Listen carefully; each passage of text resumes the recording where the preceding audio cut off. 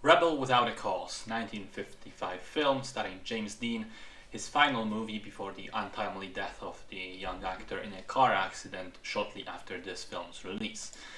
Originally intended to be made with much lower budget and in black and white, but as the production was starting, the studio realized that Dean was becoming a huge star, and they decided to capitalize on it by increasing the funding and instructing the director to switch to color photography instead. The result is a film that quickly became a classic and was nominated for 3 Oscars: Best Writing, Best Supporting Actor for Sal Mineo, and Best Supporting Actress for Natalie Wood. The film follows Jim, played by James Dean, a high school student who moves to Los Angeles together with his parents. He's struggling to find friends at school. He's struggling to understand his parents and especially his emasculated father. He's sort of restless and unsure about his place in the world. And at school he catches the attention of a local gang of juvenile delinquents who immediately pick a bone with him. And as much as he tries to stay out of the conflict, he will be dragged into it eventually. So, having never seen the film before, I was surprised to discover its sort of true nature.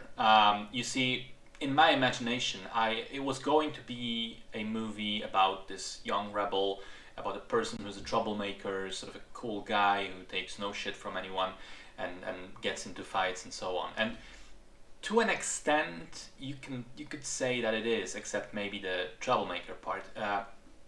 Jim is far from that. In fact, as a character, he is remarkably wise in desperately almost trying to avoid conflict, avoid provocation, attempting to de-escalate situations and calm things down, especially in the final sequence. He's someone who could be described as a rebel, but only because he rebels against the overall societal norms and types of behavior, or what is expected of him, even if that's genuinely stupid or wrong or harmful. He's basically just a non-conformist. He refuses to engage in any behavior just because others are expecting him to.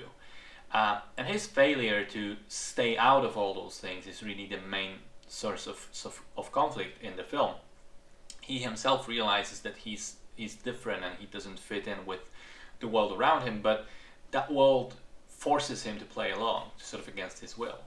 I think it's also interesting to see how both Judy and Plato are to some extent similar in the way that they struggle to fit in and have issues with things around them, but then they're really different in how they go about it. Judy likes to think that she rebels, but in trying to stand against her father, she conforms to the rules and behaviors of the local gang that she's hanging around with. So in a way she does conform, just to a different group.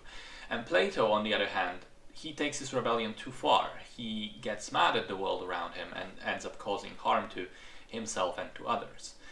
And I have to say, all those things surprised me with their sort of quiet maturity, and I like the themes explored by the film. I thought that performances were very good, with the exception that most of the cast are much older than the characters they should be portraying. I mean, James Dean himself was 24 when he shot and when he acted in the film, and he plays a 16-year-old. And it's very, very clear that he's older than he's supposed to be, as are many of the other people in the film. But, you know, that's kind of the product of the times. Back then, Hollywood would routinely cast actors way older than the role. So I'm willing to forgive that. 2 final quick points. I found the subtle gay angle with Plato quite interesting. I think it's remarkable that this subplot is even there if you consider that the movie was made in the 1950s. And the second point is about how iconic the scenes at Griffith Observatory have become, to the point that I immediately felt a certain ting of recognition when they popped up in the film, even though I've never seen it before.